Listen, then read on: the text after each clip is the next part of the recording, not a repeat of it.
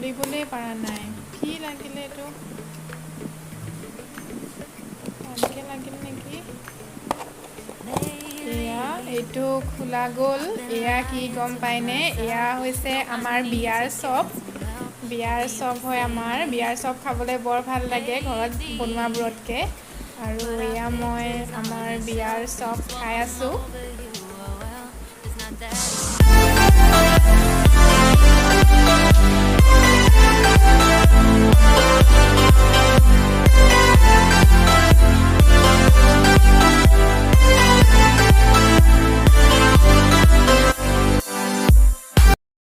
মই কংকনাই আপোনালোক সকলোকে পুনৰবাৰ স্বাগতম জনাইছো মোৰ অন্য এটা ব্লগলৈ আৰু আজি ব্লগটো মই ষ্টাৰ্ট কৰিছো আবেলিৰ পৰা এতিয়া বাজিছে 4টা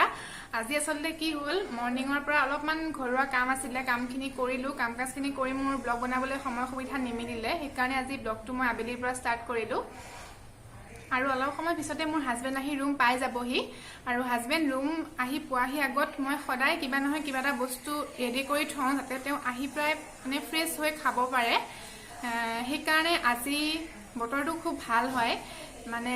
গৰম আছে গৰমটো থাকিবই কিন্তু মানে আগতকে কম আছে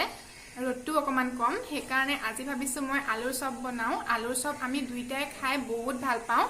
কিন্তু গৰমত হেনেকৈ খোৱা নহয় আৰু এইবোৰ সদায় খোৱা যেহেতুকে বস্তু নহয় কেতিয়াবা কিন্তু খাবলৈ খুব মন যায়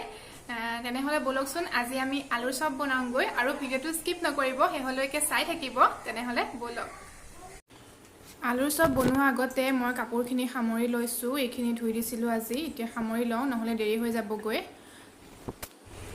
আৰু এয়া মই 3টা আলু এনেকৈ কাটি লৈছো বাকলিৰে সৈতে সিজাই লম কুকাৰত মই আলুকিটা বহাই দিছো মই 3-4টা মান চিটি মাৰি লম যাতে আলুখিনি ভালকে সিজি যায়গে এয়া চাওকচোন আলুখিনি সিজি গৈছে এতিয়া মই বাকলিখিনি এৰুৱাই লম আনফালে মই এটা চৰিয়াত এনেকৈ এটা ডাঙৰ জোখৰ পিয়াজ মিহিকৈ কুটি লৈছো আৰু জোখমতে মই লৈছো জলকীয়া আৰু এতিয়া মই ইয়াতে বইল আলুখিনি দি দিছো আনফালে মই আগতে কাটি থৈছিলো নহৰু আৰু আদা এনেকৈ মিহিকৈ এইখিনিও মই এতিয়া ইয়াতে দি দিম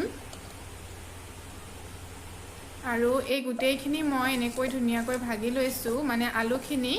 আলুখিনি হাতৰেও পাৰি ভাজিবলৈ কিন্তু গৰম যে সেইকাৰণে মই গ্লাছটোৰ সহায়ত এনেকৈ ভাজি লৈছো এয়া এনেকৈ সহজ হয় সহজতে হৈ যায়গে এয়া মোৰ আলুৰ পিটিকাখিনি ৰেডি হৈ গ'ল আনফালে মোৰ হাজবেণ্ডো আহি পালে এয়া ৰেষ্ট লৈ আছে আৰু এতিয়া মই গেছত বহাই দিছো কেৰাহীখনত মই অকণমান তেল দিম এইখিনি দিছো মই ৰিফাইন তেল অকণমান আৰু এতিয়া মই তেলখিনি গৰম হোৱাত কেইটামান জিৰা ইয়াতে ফুটাই লম জিৰাকিটা মই ফুটাই লৈছো গৰম তেলত আৰু গেছৰ জুইটো কমাই ৰাখিব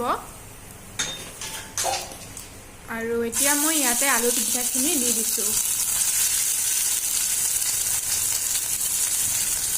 এয়া মই পিটিকাখিনি ইয়াতে দি দিছো আৰু এইখিনি মই অকণমান সময় লৰাই পেলাই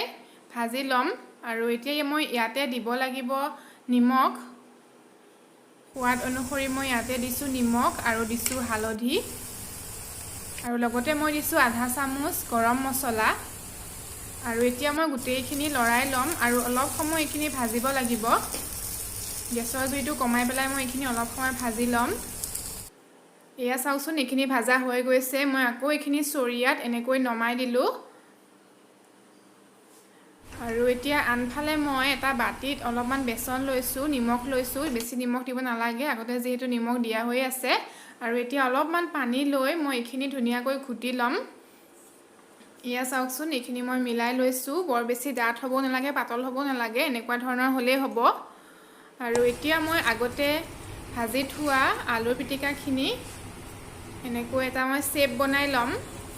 এয়া মই এনেকুৱা শেপ বনাইছো আপোনালোকে নিজৰ ইচ্ছামতে শেপটো দি ল'ব পাৰিব মই এনেকৈ শেপটো বনাই লৈছো এয়া আৰু ঠিক সেইদৰে মই গুটেইখিনি এনেকৈ শেপ বনাই ললো আৰু এতিয়া মই জুইত বহাই দিছো আকৌ কেৰাহীখন আৰু মই এনেকৈ শেপ বনাই থোৱা আলুৰ চপকিটা এনেকৈ দেখিছেনে বেচনেৰে লেটিয়াই লৈছো যিখিনি মই গুলি থৈছিলোঁ আগতে আৰু এতিয়া মই এনেকৈ এইখিনি গৰম তেলত এটা এটাকৈ দি যাম এয়া মই এনেকৈ চবখিনি তেলত দি গৈছোঁ মই এবাৰত 5ৰ পৰা 6টাকৈ চব ভাজি ল'ম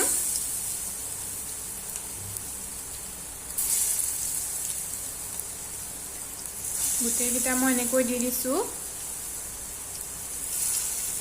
এয়া আৰু এতিয়া মই এইখিনি ভাজি লৈছোঁ এতিয়া লুটিয়াই ল'ব লাগিব এটা সাইড হৈ গৈছে চাগে এয়া চাওকচোন এইটো সাইড হৈ গৈছে ধুনীয়া কালাৰ আহিছে আৰু ঠিক সেইদৰে মই আনটো সাইডো ধুনীয়াকৈ ভাজি ল'ম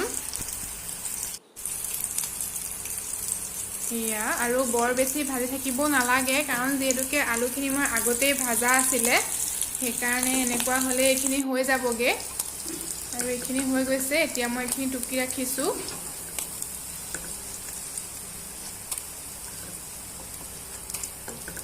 আৰু ঠিক সেইদৰে মই বাকি থকা চবকিটাও ভাজি ল'ম আগৰ দৰে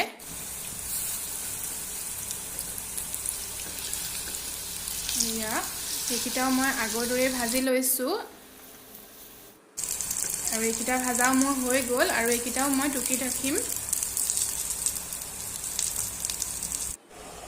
এয়া মোৰ আজিৰ বনোৱা আলু চপ ৰেডি হৈ গ'ল আৰু এতিয়া বনাব লাগিব লাল চাহ আমি লাল চাহৰ লগত খাম আজি আলু চপ আৰু সেইকাৰণে এতিয়া মই বহাই দিম লাল চাহখিনি বহাই দিছোঁ অলৰেডি মই এয়া চাওকচোন চাহখিনি উতলিব ধৰিলেই হৈ গ'লগে চাহ প্ৰায়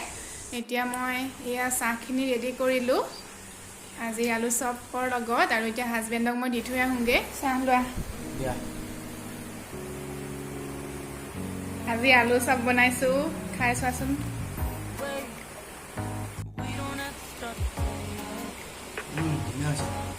ভাল হৈছে